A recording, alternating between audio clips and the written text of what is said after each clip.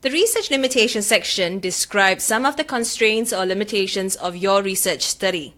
While you must always strive to develop an accurate, error-free, and credible research paper, all studies will have limitations. These limitations only apply to what you've done in your report, so don't mention any limitations that are not related to your work. Now the question is, why would I want to point out the flaws in my research? Well, having limitations doesn't mean that your conclusions or your research or even your findings and discussion isn't valid. What you're doing is to acknowledge the limitations to your reader and show that you have thoroughly thought about the entire process of collecting the data and interpreting the results as a whole.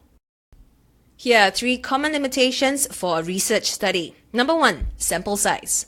Technically, if you want to implement a decision, you have to consult everyone who is going to be affected by it.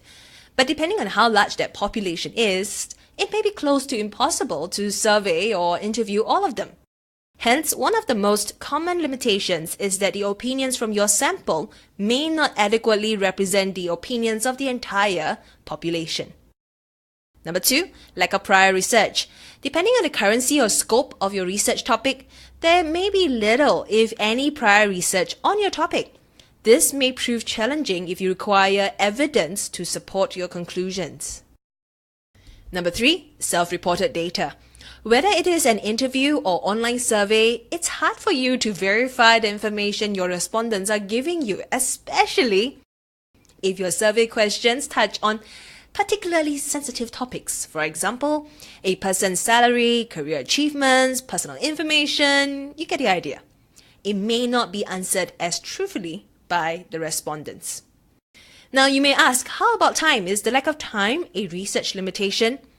Time is not a valid research limitation, as you should have scoped your report in such a way that you have the right amount of time and resources to complete your report.